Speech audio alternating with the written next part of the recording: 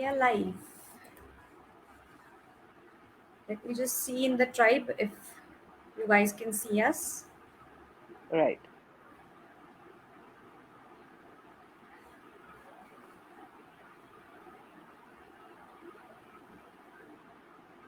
Hello, tribers. Can you see us? Are you able to hear us properly? Please let me know in the comments. Let us know which city you are joining us from, as always. And if you're looking forward to this session, please don't forget to hit the like button and let us know.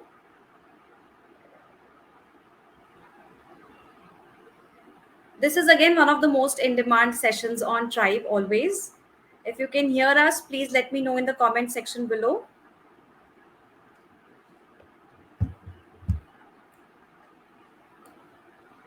Okay. All right, you can see us. So today's topic is debunk myths around pregnancy diet. And for this session, we have Dr. Deepti Lokeshappa with us. Dr. Deepti is a senior consultant, clinical nutritionist, and a wellness coach. She holds a master's degree in food science and nutrition and has a vast experience of over 15 years in this field. She has worked as one of the best food research institutes of India, as a guest faculty in reputed college and also in various hospitals, clinics, and fitness centers. Her area of expertise are women health, pediatrics, which includes intensive care and kids with special needs, geriatric and weight loss with a holistic approach of lifestyle modification. Welcome to the session, doctor. Do you have any opening thoughts for the session? Thank you so much. Thank you for the introduction. Good evening, everybody. And especially in India, if we are talking about diet during pregnancy, there is no much of importance, or not the importance part of it. Actually, we have a lot of myths around the pregnancy diet, even the lactation diet, because everybody around the pregnant lady will be their expert in their area, whether it is exercise, whether it is what to eat and what not to eat and all that. So there will be a lot of opinions which will be poured in for the expecting mother. And the expecting mother, the new mother, will be very anxious, will be confused, what is right, what is wrong, and all that. So it is always good to take an expert opinion, ask an expert whether it is really a myth or the fact. It is always better. Otherwise, you will end up being deficient with a lot of other nutrients, which is really crucial during pregnancy. So it Right. is very important that you kind of know what is right and what is myth. Right. Okay. Is it true that pregnant women should eat for two people? Now, this is a question which I think every pregnant woman has had, and every second person comes and tells you this. So, could you please share some thoughts on this? Yeah. So eating for two, we have heard this a lot, I guess, before. Elders would tell eat for two and all that, but it is definitely a myth.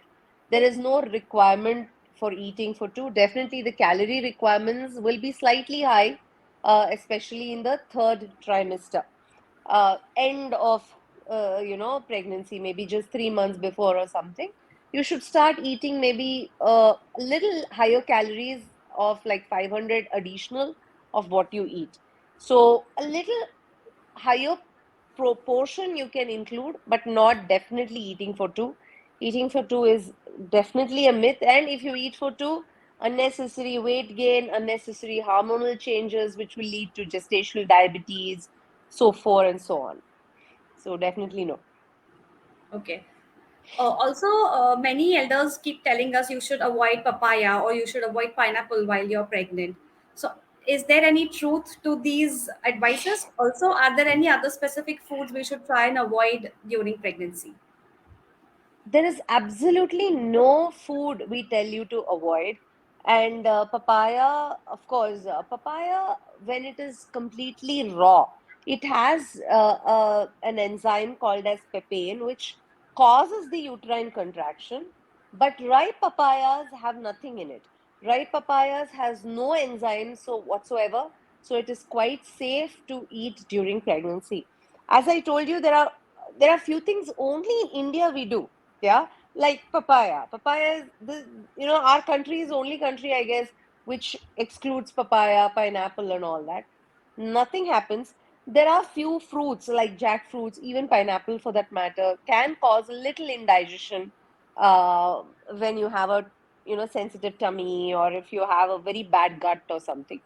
So then it can be harmful. That can lead to a little indigestion and all that. That's why we tell you to avoid. But otherwise, it won't cause any ill effect to the pregnancy per se. Right. Okay. Can eating spicy food induce labor?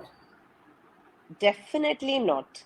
Inducing labor, if it was so easy, it would have been so simple for the gynecologists and obstetricians.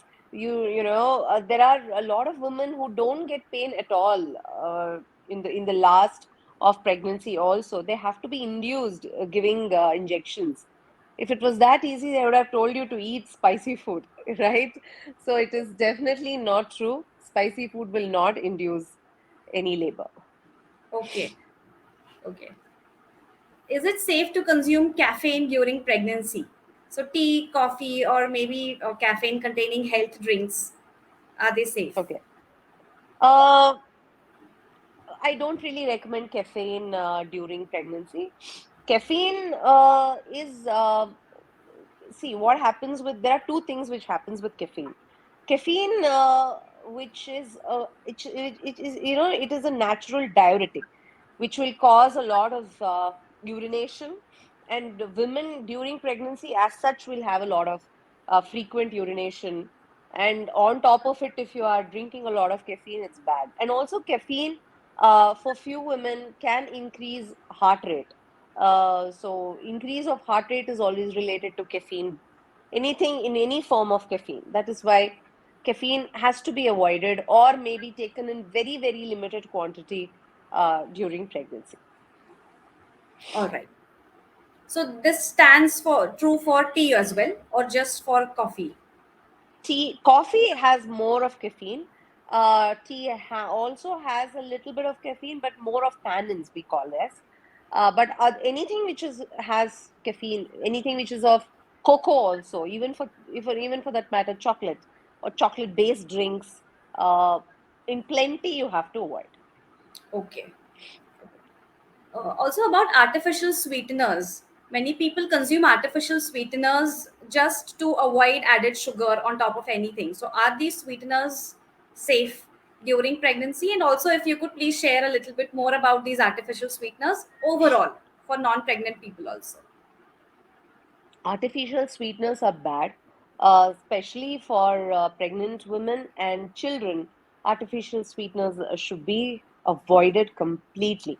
It is definitely chemical, it is synthetic, not good. Anything synthetic or heavy in chemicals are not good to the fetus. It is easily absorbed and directly, it can be transferred to the fetus. So that is why it is very dangerous. And even for kids, even infants for that matter, there are natural forms of artificial sweeteners like stevia, which is a plant based sweetener that can be consumed. But if you really want, you can consume stevia. Otherwise, I would tell, don't add anything at all, nothing at all, no sugar at all, if you want to be consciously avoiding sugar. And synthetic sweeteners are big no no. Anything synthetic has to be avoided. All right. And how about seafood? Because many people do say that seafoods will induce allergies, especially during pregnancy. So, do you advise seafood? Seafood is okay. I mean, if you are allergic or if you have developed any allergies during pregnancy, then it is better to avoid. But if you're okay, if there are no allergies, seafood is quite safe to have.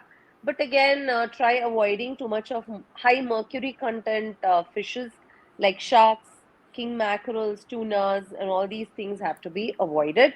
Apart from that, all other seafoods are fine. Only problem with seafood is the higher mercury content. All these big sea fishes with higher mercury content has to be avoided. Otherwise, it's Perfectly safe. Actually, seafood are very rich in omega-3 fatty acids, which is required during pregnancy, which is very important for the fetus. So it is a good form of protein. Okay, okay. Also, is it necessary to take prenatal supplements if one is having a balanced diet? Some nutrients are required to be taken in plenty, especially iron, calcium, folic acid. These things are, by default will be given to the people. I mean, if you have a very good iron, that is your HP levels are very high also. Say if you have an HP level of 12 or 13, which is quite normal, but still you're supposed to take iron tablets is because iron requirements of the body during pregnancy is very very high because blood supply doubles up because blood supply goes to the fetus. That's why you might get shortage of that is why iron supplements is a must. Calcium supplement is a must. And iron particularly is a mineral, uh, the bioavailability what we call, if you're taking an iron rich food, only half of it is absorbed in the body. That is why it is very important that you take few supplements. It is compulsory, whether you're taking balanced diet or not. Okay. And one of the questions is can eating certain foods or food combinations, oh, okay, I think we could skip that. You've already answered that. Is it safe to consume unpasteurized dairy products during pregnancy? Yes, it is definitely not safe. Everything should be pasteurized, or any kind of milk products, whether it is your curd or paneer, anything, whether whatever you're taking, it has to be cooked. It has to be pasteurized. As I told you previously, also, uh, if it's not the mother, it's the fetus. The baby is at the risk because it is directly going to the baby in the bloodstream. So that is why babies are more at risk. If you're taking anything uncooked, unpasteurized, that is why it is important that you take everything which is cooked and pasteurized. Okay. So let's move on to our viewers' questions now. We have quite a few. Yeah. So, asking for a friend, can she consume animal colostrum during pregnancy? Animal colostrum is fine, but yeah, again, it should be, as I told you, it should be moisturized, cooked well. Okay. Will barley water induce labor? No, it doesn't. Can we have oats, nut butters during pregnancy? Why not? Definitely. It is quite safe to have. But not too much of butter.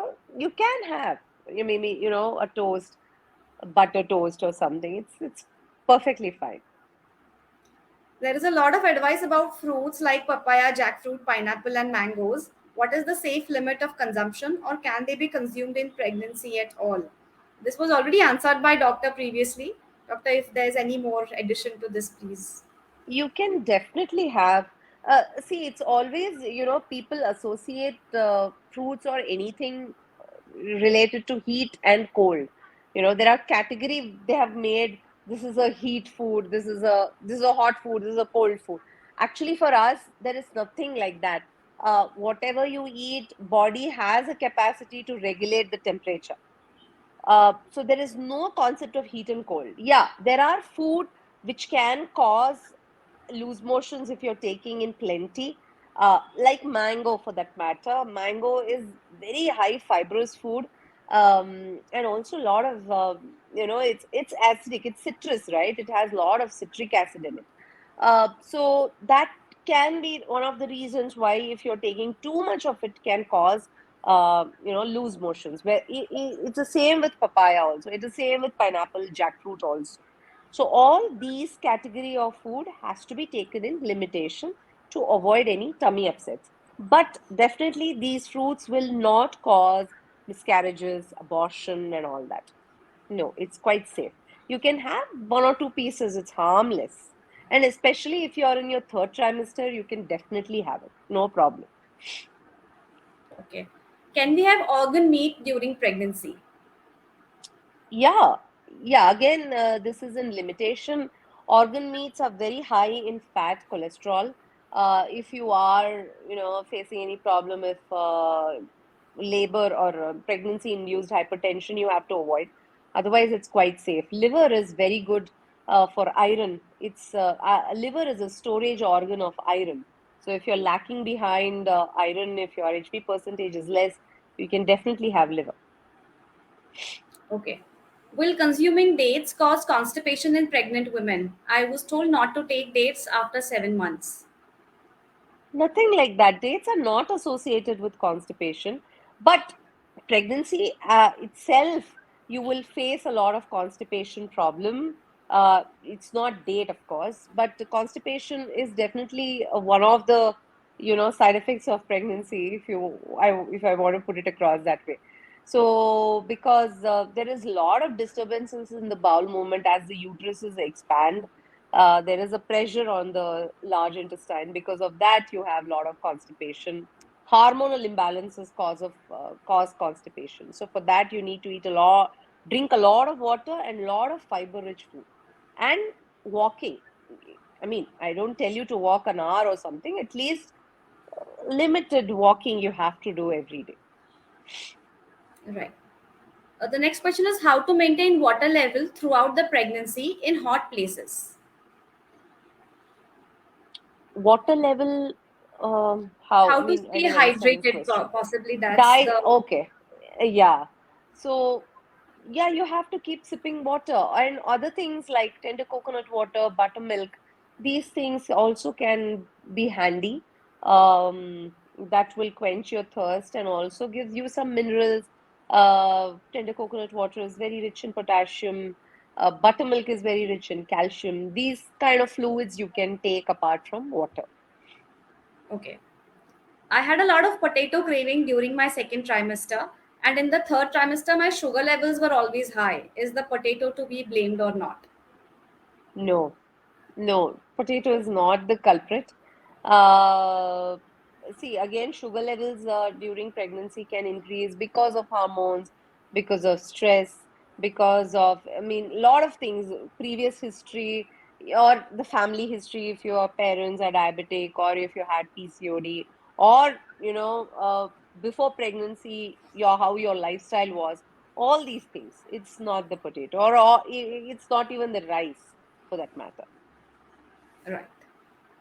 Which are some of the omega 3 fatty acid sources for vegetarians which can be consumed during pregnancy? Okay. Walnuts and almonds has a lot of omega-3 fatty acids. Even canola oil or olive oil. Canola oil and olive oil are two oils which can be consumed, which has a lot of omega-3.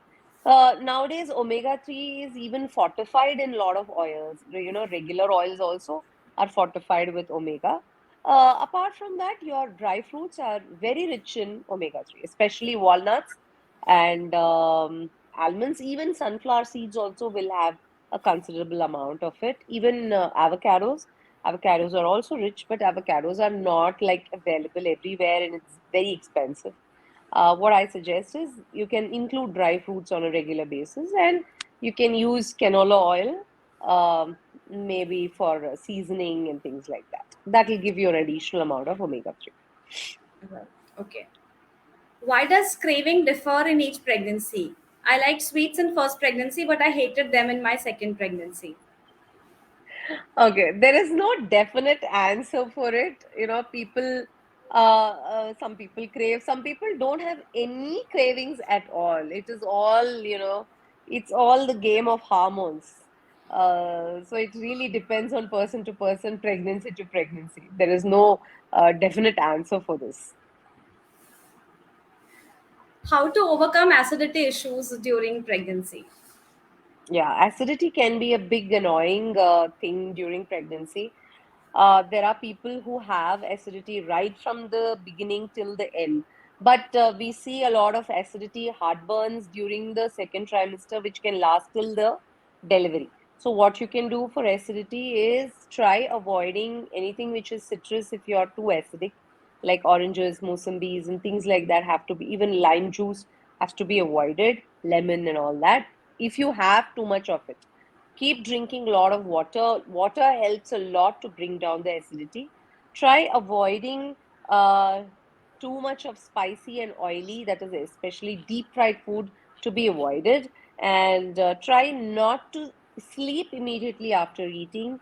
After eating, you have to take a little walk, a minimum walk around, and then sit and keep sipping a lot of water.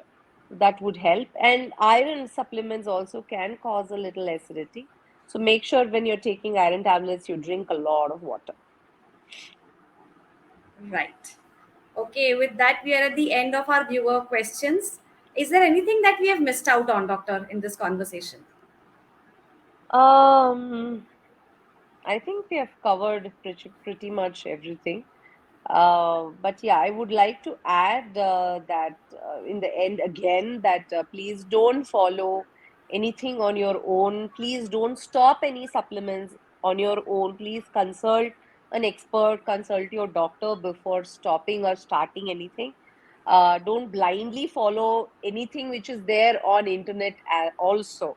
Please don't be a Google doctor. Don't Google up everything and then follow whatever comes on the net.